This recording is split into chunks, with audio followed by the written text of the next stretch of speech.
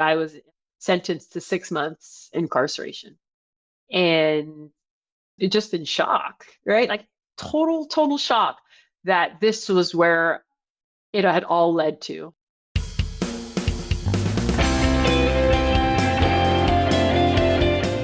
Welcome to Everybody Pulls the Tarp, the go-to podcast for high performers. I'm Andrew Moses, and each week I talk with Olympians, pro athletes, TV stars, Grammy winners, best-selling authors, CEOs, and other high performers to uncover their success secrets. Every conversation is jam-packed with inspiration and actionable ideas we all can apply to our own lives, personally and professionally. Get ready for a behind-the-scenes look at the techniques, processes, and mindsets powering the world's most successful people. Let's go.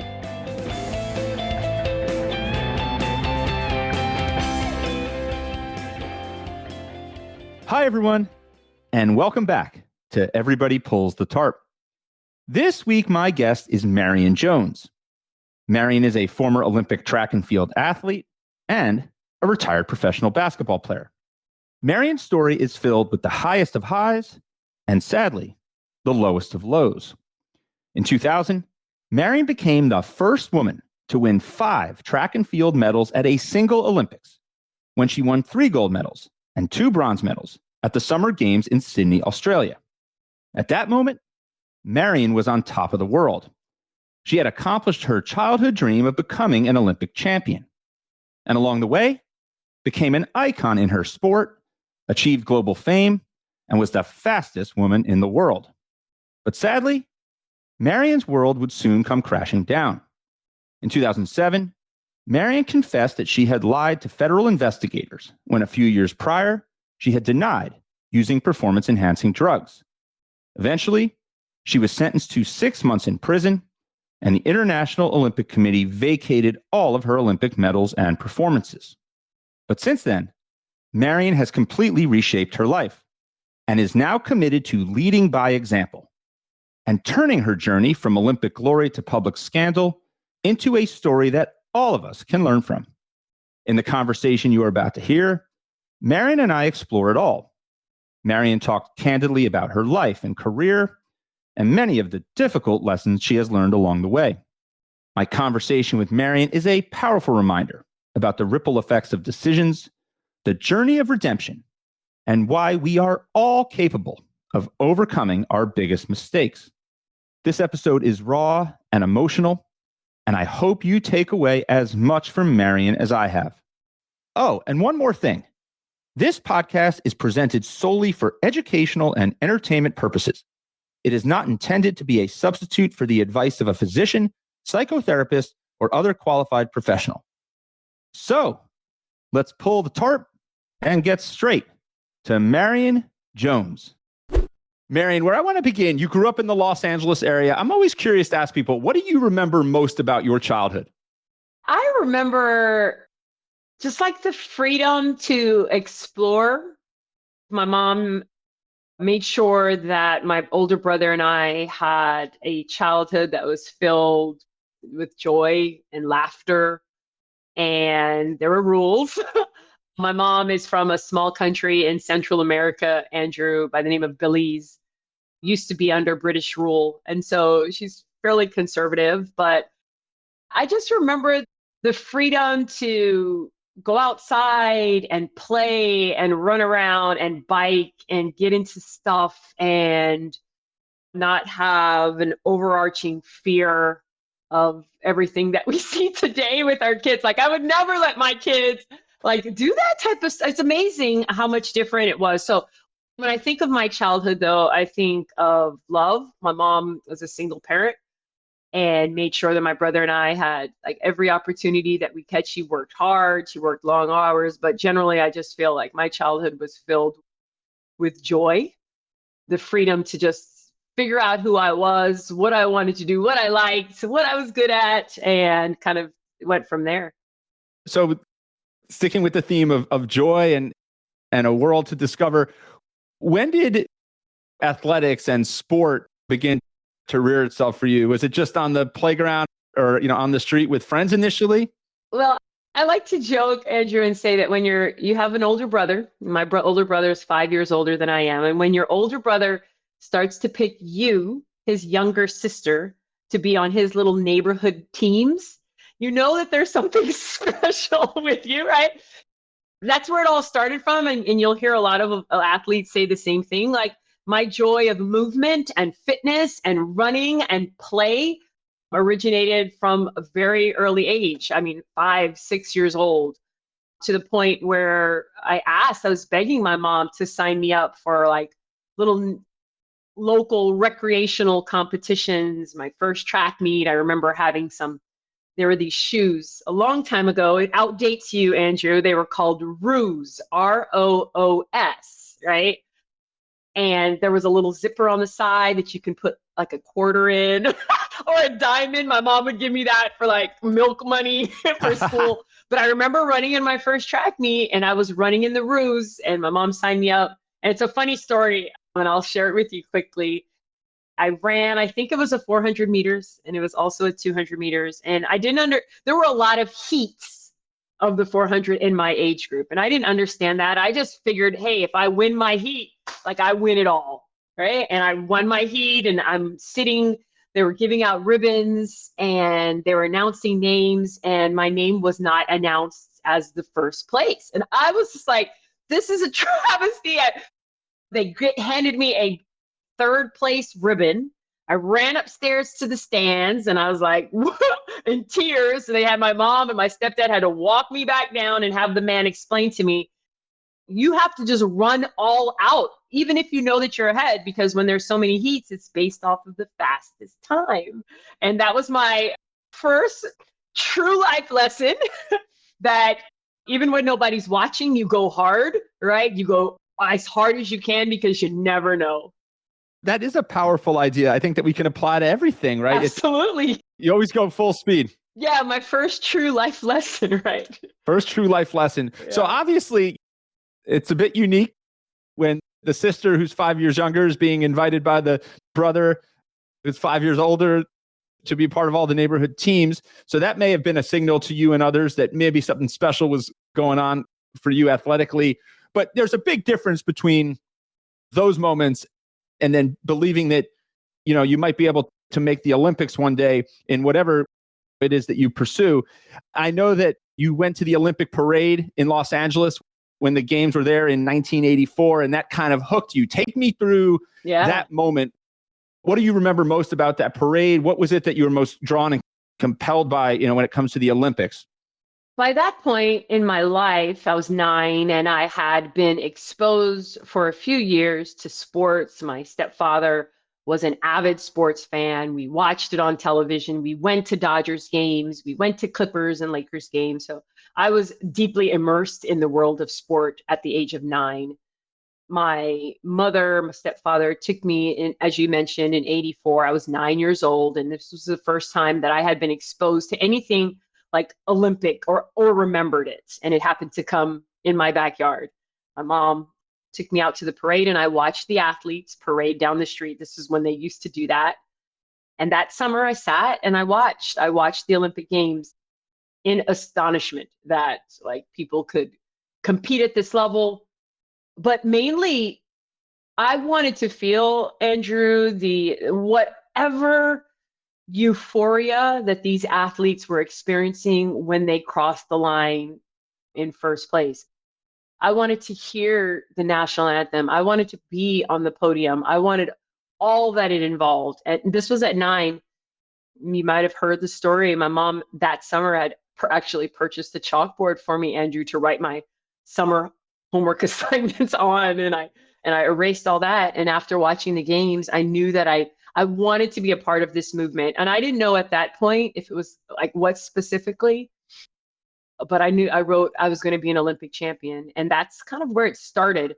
Started meaning I knew the amount of sacrifice that was needed and the discipline that was needed. And from that age, my mom can recount moments and times where I'm standing at the door, like waiting for her because I didn't want to be late for practice, or sacrificing going out with friends the night before hard training sessions or competitions because I knew that would deplete energy, or not going to dances, or things that maybe you think typical kids or teenagers would want to do. Like, I don't feel like it took away from my childhood. I just had a different perspective of what my future needed to look like, and it needed to start at an early age. So I was planting the seeds from that young age, knowing that at some point I wanted to experience this Olympic euphoria.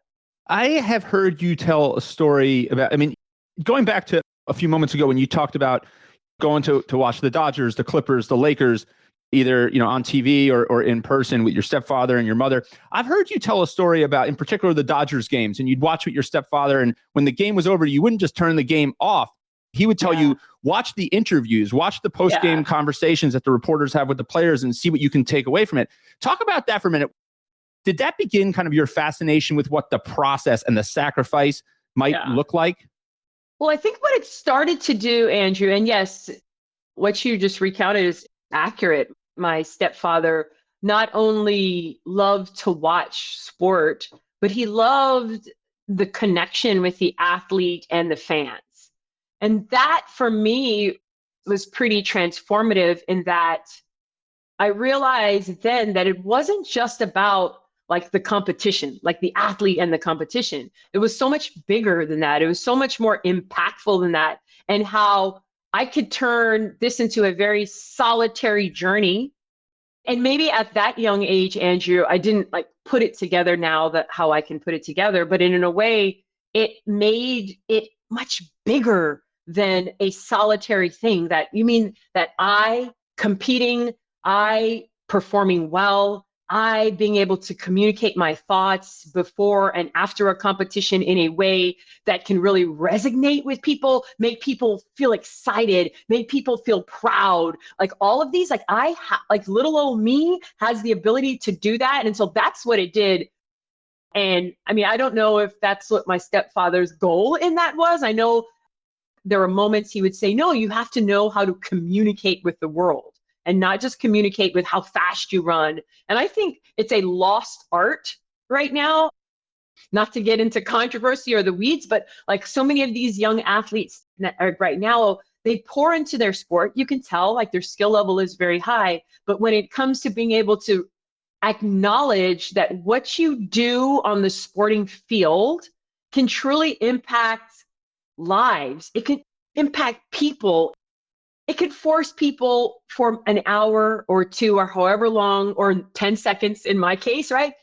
It could help people just get out of a dark place, even if it's temporary. And if you don't know how to communicate or don't want to, then you're doing yourself a disservice. You're doing your talent a disservice. You're doing your family. I just think it's a lost cause right now. And I sometimes get so disappointed when I wait around, because I still now, Andrew, wait around after I watch games or matches or whatever, because I want to hear what these athletes that are incredible skill-wise, like how they can communicate with their fans and with the people. And there's sometimes I'm just like, man, like you wasted such an incredible opportunity, because these athletes have such a limited time on this massive platform, right? I mean, depending on your sport, of course, you could have a lifespan, I shouldn't say a lifespan, an athletic lifespan of 4 years to 10, maybe. Right. Right. There's a few athletes that can go a little bit longer than that, but why not maximize your earthly impact during that time instead of like being close-minded? And so it's what I share with young people, young athletes now, like use your platform while you have it to establish something bigger than your sport, something that even after you retire from your sport, Andrew, like it can carry on. It can continue to impact the lives of people. And I know the pressure, I certainly know the pressure of sport and money and fame. And without just a solid support system, like all of that gets lost. And you think just about the money, right? Which, I mean, it's massive. We can spend a days talking about the NIL catastrophe that's happening right now in sport. I mean, but I won't get into that right now. But yeah, that's where I'm at right now. Just this idea that you can communicate how like impactful that movement was to the world, and how like you can challenge people to do hard things. You can challenge people to go for their goals and all that. There's so much power in what you're sharing there, Marion. And I think it comes down to like trying to take the things that we do and find and understand the bigger purpose, understand the bigger picture, right? Because when you take on challenging things, it can be very hard. It can feel very solitary. It can feel very singular. But when you make it bigger, when you embrace that entire platform that you have, I think it becomes even so much more powerful, not only for others, but for yourself. It 100% does. I've learned that the hard way, in that I recognize, Andrew, that people cannot relate to being an Olympic champion. They cannot relate to playing in the WNBA. They can't relate to those things, but everybody on this planet can relate to struggle, right? In some capacity, right? And so by aligning yourself more with a cause or with an issue that everybody can understand, and somehow say, in our uniqueness, my uniqueness of being able to run from here to there very fast, your uniqueness to be able to put on an incredible podcast or speak to audiences that really touches them.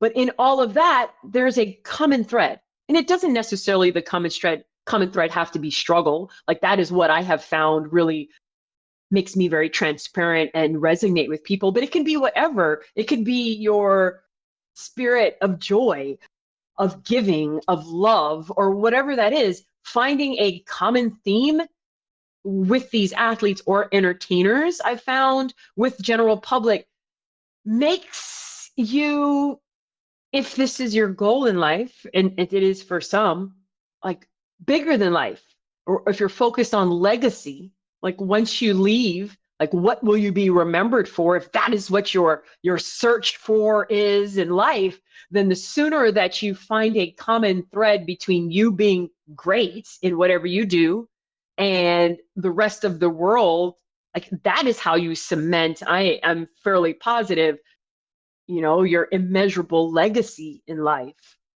So Marion, you got that chalkboard.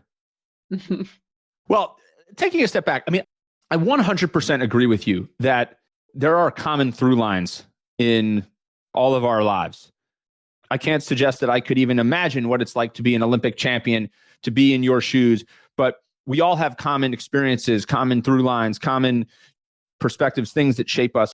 And I believe that. And the amazing thing to me is that over 200 conversations that I've had with many of the world's top performers from different crafts from all over the world, how interconnected the ideas and the lessons that I'm learning and that listeners are taking away really are. There's so much power in what you're sharing there.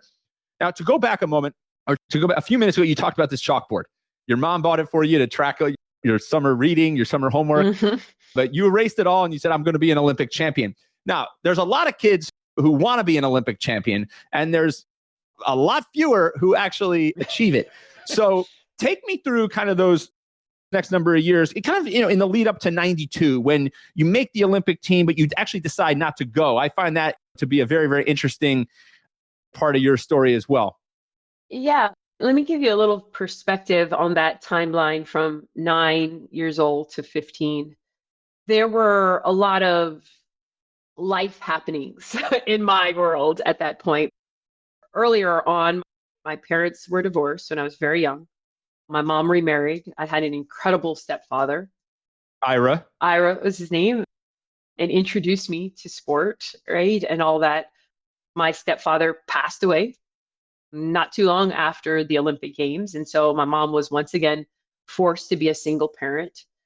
And during that time, like I am trying to grapple with this idea of how I have a biological parent in my father who made certain decisions to not be a part of my life. Like at that age, it's just so impossible to understand.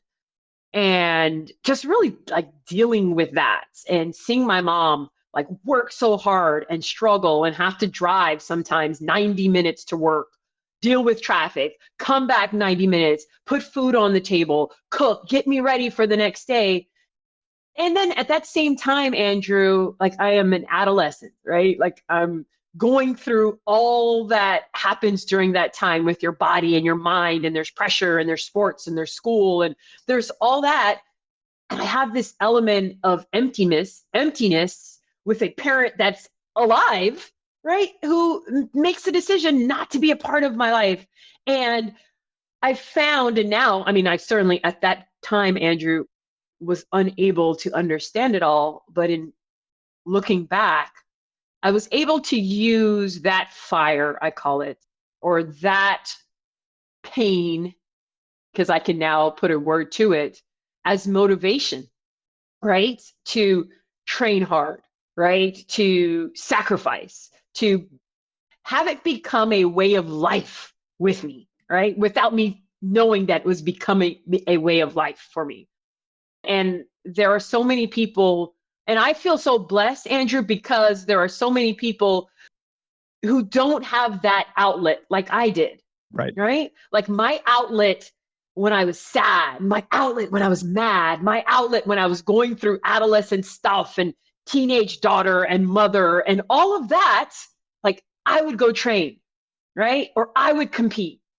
And there are so many young people whom turn to alcohol, who turn to drugs, or who turn to food addictions, right? Like to deal with all that. I am also, right, like part of a culture whereby like mental health, which is now such a strong, powerful thing in our society, I am on the cusp of, was it necessarily a thing?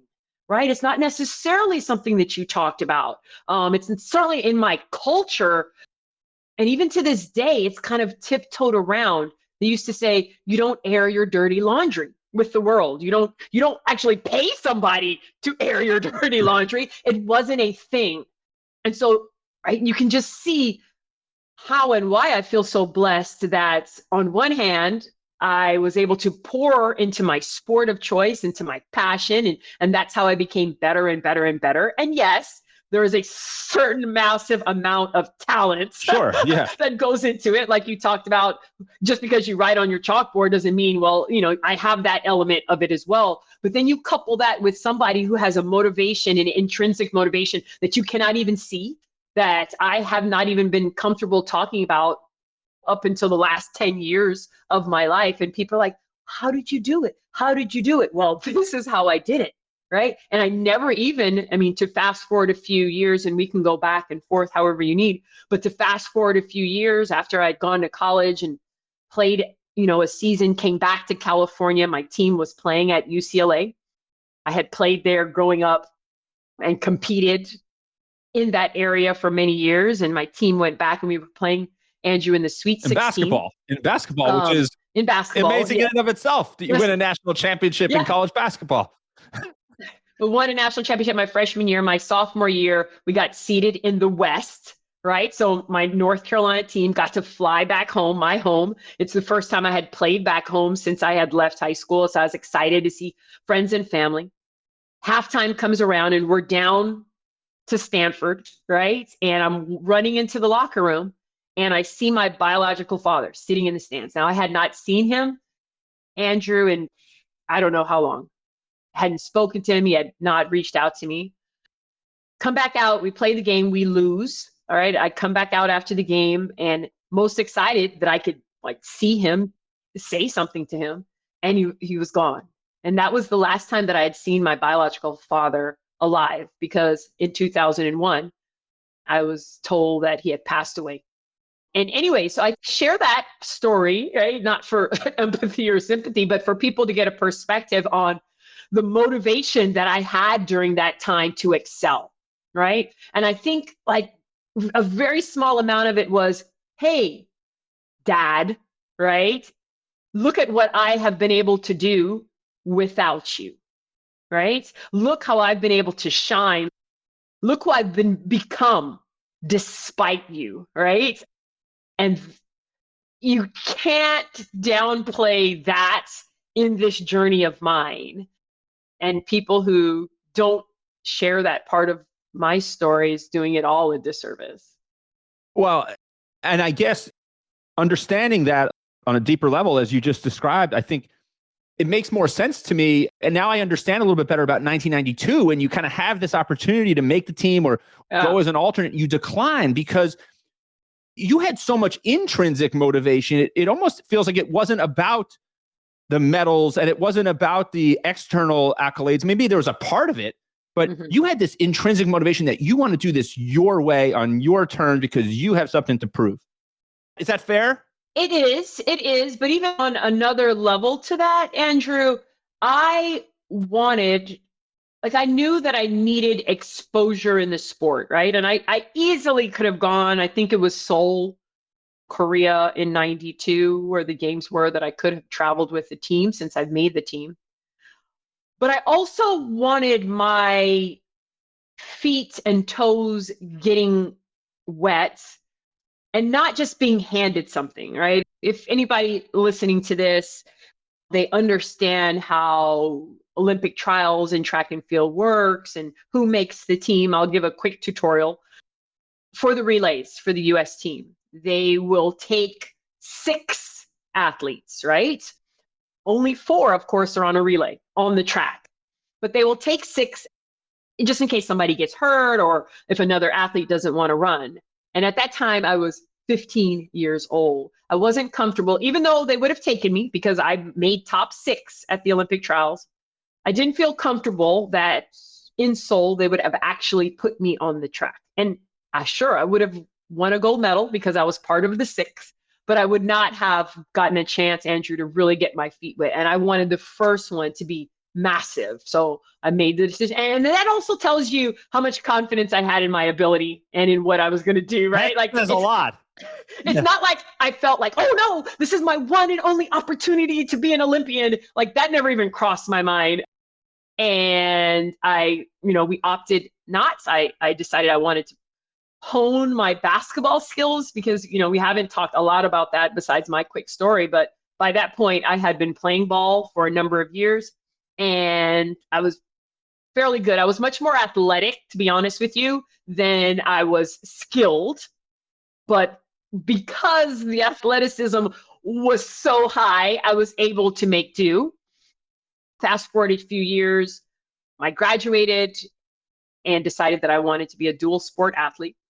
And I decided to take a basketball scholarship to the University of North Carolina. So I went from the West Coast, which is a very, very diehard track and field region, and flew to the East Coast to a small women's basketball school at the time. They were not on the map when it came to the women's game. At the time, they hadn't done much before that time. And I went there and I took the basketball scholarship, Andrew, because I knew that any school in the country was going to want me to run track. I knew that. But not any school in the country was going to actually put me on the court. And I loved the game. And I felt that with more time, I could get better. So I chose the University of North Carolina. I also was a journalism and communications major. They had a great program there. And when I took a visit there, I fell in love with the people, the campus, and all that.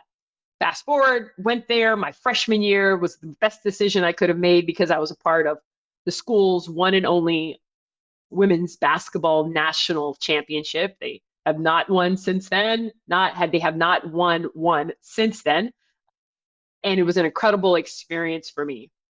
It's remarkable to think, I mean, there's so much interconnected here. You talk about going to major in communication and journalism, and we talked about kind of the role that those like interviews and watching athletes do those interviews played, like that connects. And then just, again, the confidence that you had in yourself that here's this dream that you set in motion, when you're about 9 years old, you have an opportunity to take it on, but you pass on it. And now you do something that in modern day would seem to be almost unheard of. You focus on another sport, which is maybe not on the surface your best sport. That's a whole other conversation that we could have, right? Because kids today, and I've got kids who play youth sports and we're in that space right now. There's a lot of specialization. I think talk about how that period of time when you were playing basketball, and it wasn't just you were playing basketball, you were the point guard for a team that won a national title. You ended up playing in the WNBA later on in your career. Talk about how the basketball experience ultimately maybe helped you in your track and field endeavors. I'm curious to hear, if you think there's Yeah. connectedness there. Well, it's interesting that you talked about it's rare that you see athletes doing these dual sports, especially in this day and time. I think I was part of a generation towards the end where you saw that more. There, of course, Dion did the sports. Michael did two sports. These are names that you know, but you rarely hear it on the women's side.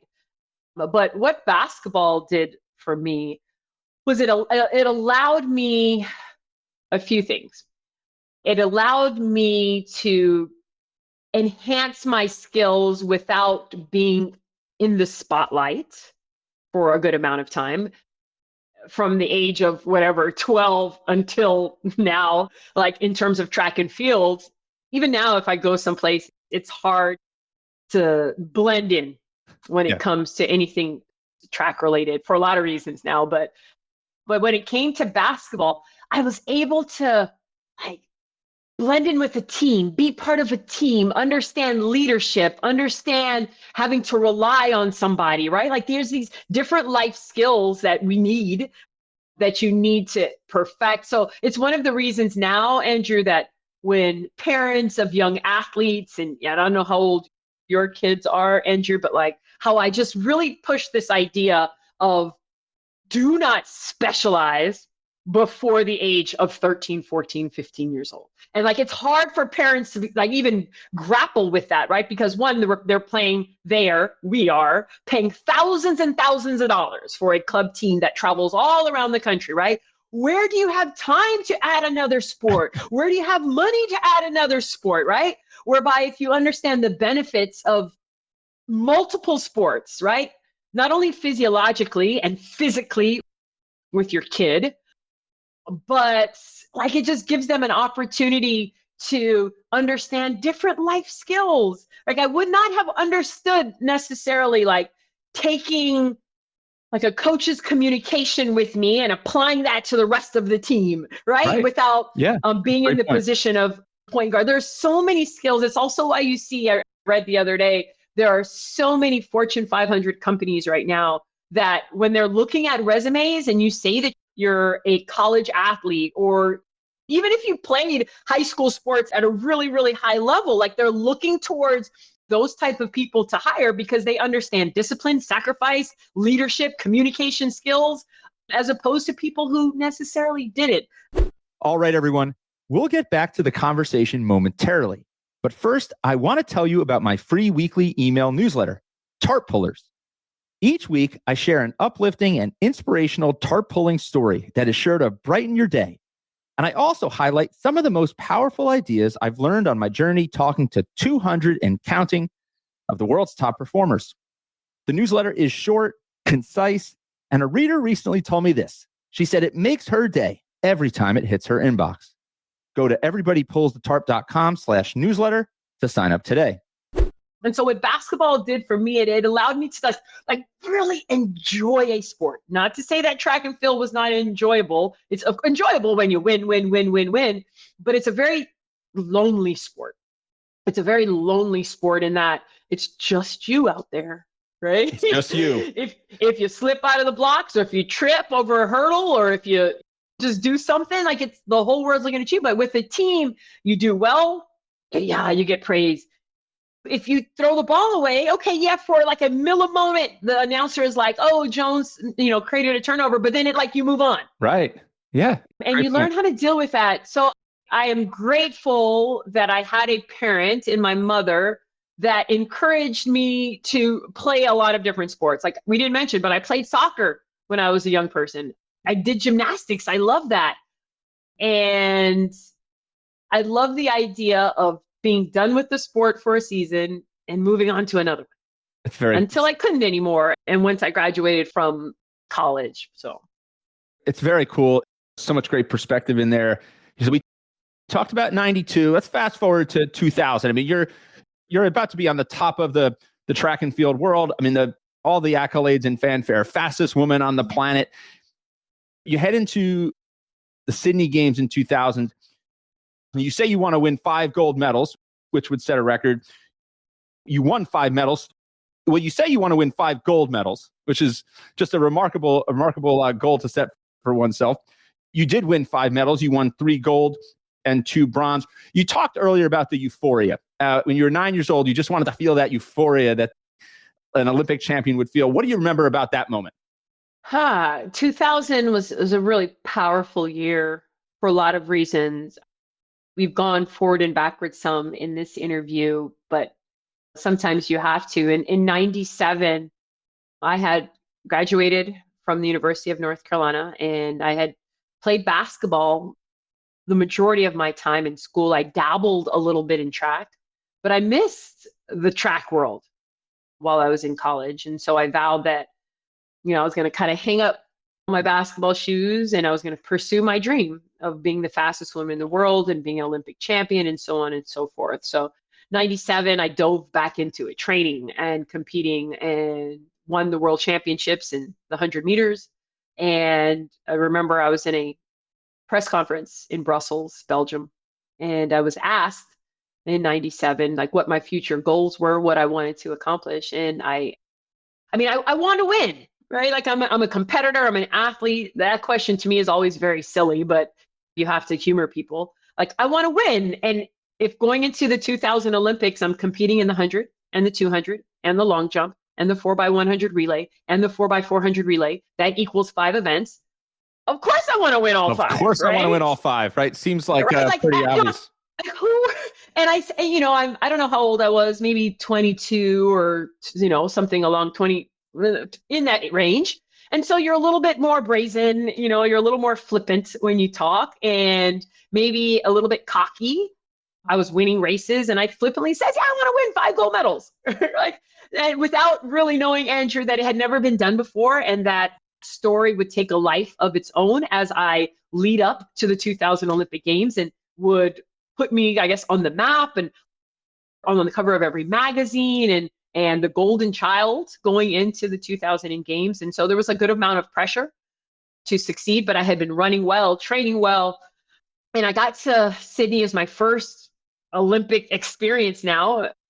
And when I say that it was a lifelong dream, it truly was.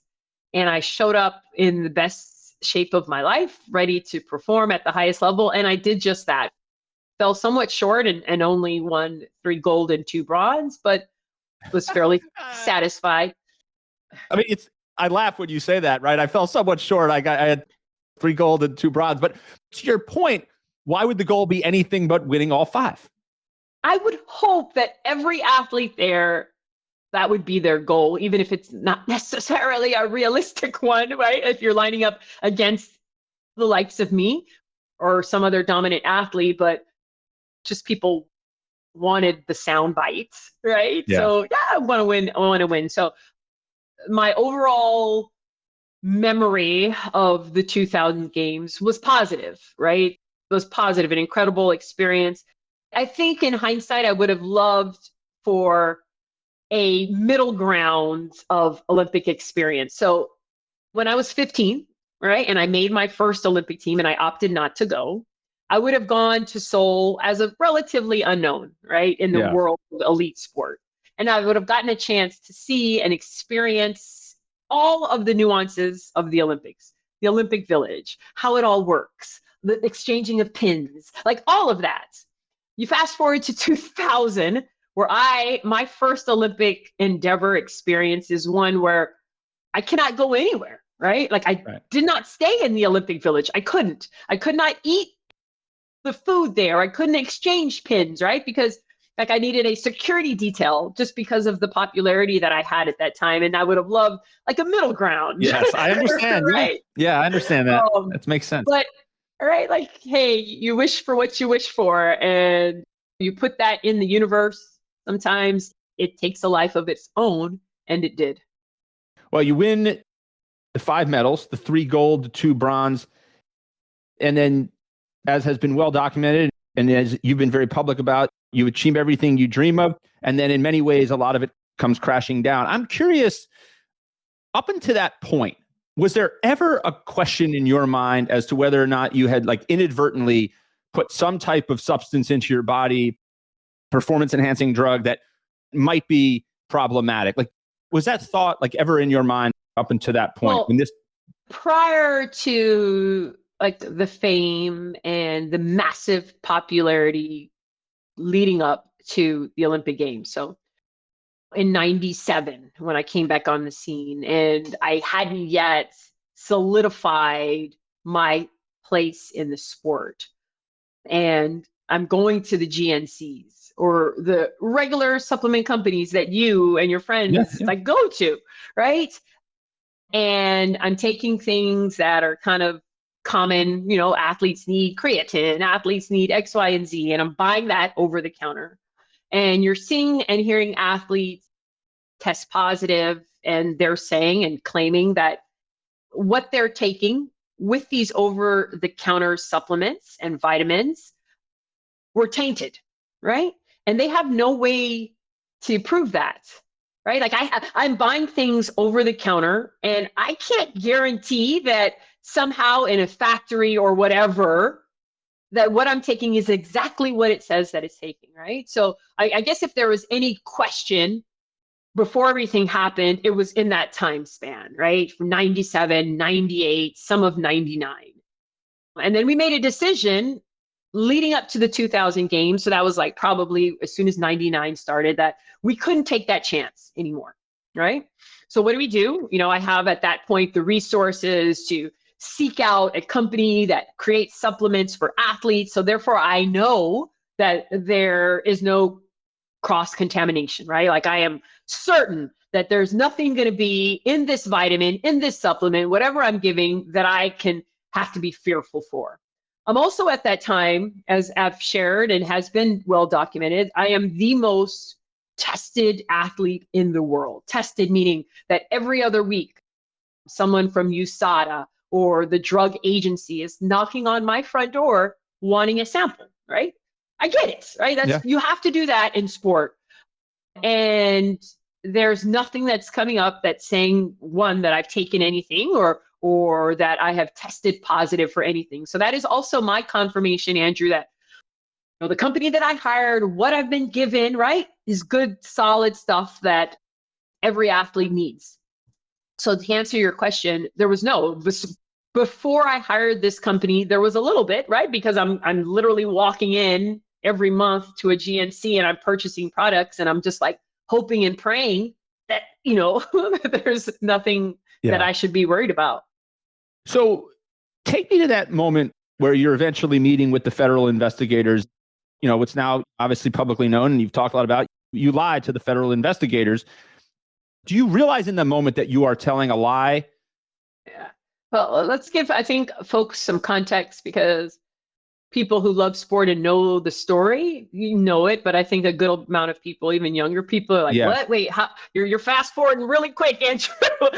So you have to understand during that time between 2000 and I don't know, 2007, there were a lot of high profile athletes that were testing positive for performance enhancing drugs. And many of them had hired a particular supplement nutritional company based on the West Coast to provide them these, right? And this company, sometimes these athletes knew, sometimes they didn't know, Right. were tainted with this particular substance, what was called the Clear, right? It's some type of performance enhancing drug. And during that time, I had hired this company and were given supplements and were told that they were other things, right? And I'm taking them. And again, right, like I am testing negative every time. It's because the supplement that this company, this individual created was intended to get past the tests, right? And not show up on the tests, of course. And so fast forward a few years, 2000, I have a lot of success. 2001, 2002, you start hearing about a lot of athletes getting in trouble. In baseball, it becomes a real big story in baseball in particular. Correct, yes. And I am still competing around the world, fastest woman in the world. And I am asked in every press conference, Marion, do you believe in a drug-free sport? Of course I do. Of course I do. I've never tested positive. I've never taken anything. It's not my thing. I work hard. I sacrifice. I'm talented. And this is the reason for my success. And so I'm invited by federal prosecutors in 2000 and maybe 2001 or 2003. Those dates get a little shady for me, but I show up with nothing to hide, Andrew. Like Yeah. I have my attorneys, of course. And prior to the interview, we were offered by federal agents an opportunity to just protect myself. And it's called a Queen for a Day letter. And I've shared this many times. And what a Queen for a Day letter is, and they still offer it to people, whereby if the federal government, if they need information, they desperately need it to close a case or to figure out something, and they know or they think that there are people that have the information, they will offer them what's called a Queen for a Day letter, whereby I sign the letter and anything that I say, right, can't in the future be used against me to prosecute me, right? Which means just tell the truth. You tell the truth, you will have nothing in the future to worry about. We're not coming back at you. You're not our target, right? In all this.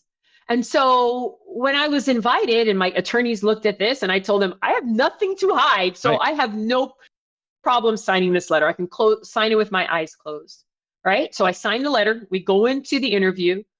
And about halfway in this interview, Andrew, we all determined, my attorneys and I, we determined that they don't just want information from me. They think that I'm hiding information. They think I know a lot more, right? And that is based off of their tone, the aggressiveness that they're asking the questions, and their sharpness with it all.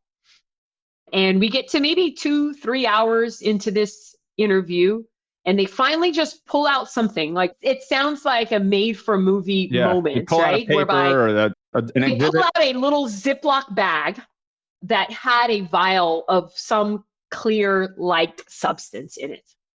And it happened so fast. They pull it out and they literally like push it across the table, right? We're in this small conference room. It feels like a movie. It literally feels like a movie. Right. And as they do that, I'm looking at it and I recognize that it's something that I had taken, right? It's not like the only thing I had taken, but it's something that I had been given in 99, during 2000. And immediately, I would say in a span of 30 seconds, Andrew, I look at it and I put all the pieces together, right? And I say, okay, that looks like something that I've taken, right? It also looks like what I've seen in the news. That's all these athletes have taken this particular substance called the clear, right? And I'm starting to put all these pieces together like, oh shit, right? I don't know if I can curse on this you podcast. You can say whatever you want. You can say whatever like, oh crap. All right, Marion, right? Like, take a deep breath. At that point, I had forgotten about the Queen for a Day letter, right? Like when you've been in this type of interview with federal agents, right? Even though you have attorneys, like the moment is very tense. You don't think about that. I think about if I was to, and they like, do you know what this is? Have you ever taken this? And in that moment, Andrew, I say to myself, if it's what now I think it is, and I admit to them that I've taken it, right? And it's something that I've been given or taken, whatever, everything, like in 30 seconds, I think about the chalkboard. I think about the Olympic parade. I think about Ira. I think about my family. I think about my mom coming up to this country for a better life for herself and her kids. Like all of that in the span of 30 seconds. I think about the gold medals that I've won. I think about like my future kids, like all of that and what this could all mean. And I make the decision at that point, like, how will they know? I'm just gonna lie about it, right? Like I've seen it, I've never taken it, and that's it, right? And I'm staunch on it. Like, no, I've never seen it, I've never taken it. So in that moment, Andrew, I said, you know what? No, I'm not going down that road, right? My reputation, everything. At that point, Andrew, like they are just so fed up with me, no pun intended, fed up. Yeah. The interview was pretty much called. Like, all right, we're done here. Fast forward, I'm still competing, right? At that point, I had made the decision though to distance myself with the company that I had hired. I had distanced myself with that particular coach, with that community, and I'd hired a new coach. So it was a whole new thing. So people ask, well, were you still taking it now that you do? No, right? And I'm still winning. I'm still the fastest woman in the world, right? Yeah. I decided, I had my first kid in 2003 and I became a parent, and I'm parenting and teaching hard stuff, right? You teach your kids when they're young, like, hey, when you make a poor choice, what are you supposed to do? Right? Like the best, all of us will make hard choices and poor choices. The best thing you could do is to admit it, deal with the consequences, and move on. And I'm telling my kid this, and I am certainly not living it, right? I'm still winning. I'm still being tested, right? And there's no positive tests or anything, but that heaviness, Yeah. that burden of that lie is heavy and heavy. And every time I'm running and every interview I'm asked, and you're just building on that and you're building on that to you get to a point where you're like, what a hypocrite I have become. I'm telling my son, and at this point, then by 2007, I have two boys, and I'm telling them and trying to do right by them, and I'm not living a life like that I would want to, be I just don't want to be that person. So 2007 comes around and it was just enough. It was enough. And I made the decision that I was going to tell the truth, thinking that I needed to be done with that burden. I knew the consequences would be severe, Andrew. I didn't think they were going to be as severe Yeah. as they were. And people have asked me this question a number of times, like, maybe you would have never tested positive, or right, and you could have continued on your career. But I think when you have kids, I know when you have kids, and if you're really, really like looking at it all, you realize that, and I've said it before, everything that you say and don't say and do and don't do can and will affect your kids one day, especially if you're a public figure, right? And they're able to do the timeline of your life one day when you're not Yes. around. And Yeah. that to me became very significant and real. And I told my attorneys, we pled guilty, and 3+ hours into the sentencing, when we were recommended for probation going into the sentencing hearing. No athlete had gone through all of this, right? And we certainly felt that the court would see that I am not the type of person who necessarily needed to be behind bars or incarcerated, and that I would probably serve the community much better off by mentoring and doing some type of service, right? So going into the sentencing, Andrew, we were very confident that I would not, although there was a possibility, all of us went in there fairly confident. And 3+ hours later, I had to ask my attorneys, like, I didn't hear him right, right? I didn't hear this judge right in saying that I was sentenced to 6 months incarceration. And it just in shock, right? Like total shock that this was where it had all led to. And it was a very hard time for me.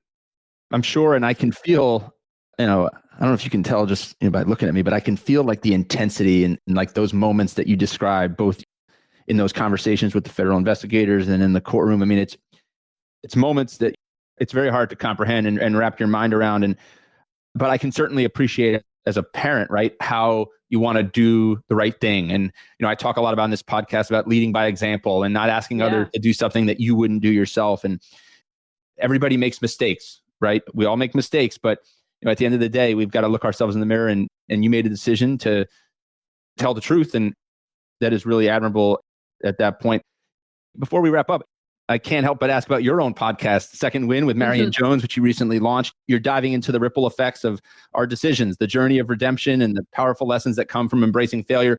As we wrap up our conversation, what would you say is like the biggest lesson that you've learned from your experiences trying to seek redemption and also talking about these ideas with others? Well, what I share, Andrew, and yes, I'm so excited to be in this season of my life, whereby I can honestly and wholeheartedly be able to share with the world not just my specific ups and downs and journey. But I have now a platform whereby I truly can relate with everybody and vice versa, right? And I make that very real to people. And the idea that now I can communicate this and identify people whom I also think story needs to be told. And so that's how the podcast came about, in that people and the feedback that I've received, Andrew, from sharing not only the story, right? Because then it just sits there, but what can the story teach us about life? What can the story teach us about like reality, current life right now? And that is that you can have all the success in the world and you could get knocked down, or you could have knocked yourself down, right? For whatever reason. It could be an addiction, it could be a loss of job, it could be a death, it could be relationship crap, it could be money problems, right? And you're knocked down and you're like, how can I possibly pull myself up from this? How can I get myself out of this mess, right? And if my story and my journey is here for people to see a living example of somebody who can have all that happen and then come back from it all, then so be it. So the idea that I have a business partner who has a similar vision of mine, and that we think that the world needs these stories, right? Needs them for inspiration, but also needs them as teaching tools on how do you pull yourself up when you're in the darkness, right? And it happens to everybody. So I've brought in athletes and entertainers and authors and people who have such unique stories of success, hard times, and they are a massive success again. And this is their second wind, and it kind of correlates with my journey. And I love people. I'm obviously very good at communicating with and you sure are. Yes. Thank you. And sharing the stories of people that I think others and the world needs to hear. So it's just such an exciting time in my world, because now I have been able to kind of turn the table and create a narrative that of my choosing from my own story. For so many years, my story was written and told for me, right? And now turning 50 years old this year, and I'm excited on what the next 30, 40 years could potentially look like. And mainly because I don't allow anybody to create the narrative for me, right? Like, hey, this is what happened, right? But I'm not there anymore. I will share with you about it, but here is the meat of it. This is what you need to take away from it, right? That failure is not forever. I share this with people all over. Like, you do not have to stay stuck in your mess, right? And your setback in life, truly, I believe, can be a catalyst, Andrew, for your biggest comeback in life, right? And people everywhere need to hear that, right? And I feel so fortunate to have come through the storm, right? And not in the least say that it was easy, but I'm glad that I did, because it taught me about who I was. It really taught me about the circle that you keep, which is a big thing, especially when you have kids, right? Be careful the circle that you keep. And these are just lessons that everybody needs to hear. Well, Marion, this has been such a powerful conversation. I have enjoyed it so much. This is a conversation that I'm going to be thinking about for a very, very long time to come. I hope we can do a part 2 at some point where we can learn more about what you're uncovering as you're having these conversations with athletes and entertainers and people from all over the world about their lives and their stories. Because as you said, this is important work. We have a lot to learn from our own story, and we have a lot to learn from the stories of others. There is no question in my mind, Marion, you are a certified tarp puller, living the everybody pulls the tarp mindset, leading by example, not asking others to do anything that you wouldn't do yourself, and holding yourself accountable. We all make mistakes. Life is filled with opportunities where we sometimes do right and we sometimes do wrong, but you held yourself accountable and to a standard. And for that, I have great admiration. I've been so grateful that we've gotten to dig into your story. So thank you for being a tarp puller, and thank you for spending some time with me this week. Thank you so much, Andrew. All right. We'll talk again soon. Thank you for joining me this week. Be sure to subscribe in your favorite podcast app so you can catch all of our upcoming episodes. And if you are like me and want a world full of tarp pullers, then leave a review to help others find us. You can also follow me on Instagram at AndrewMoses123 and sign up for my email newsletter at everybodypullsthetarp.com/newsletter. I'll share tips and insights to help you achieve maximum success and happiness. Until next time, keep pulling the tarp.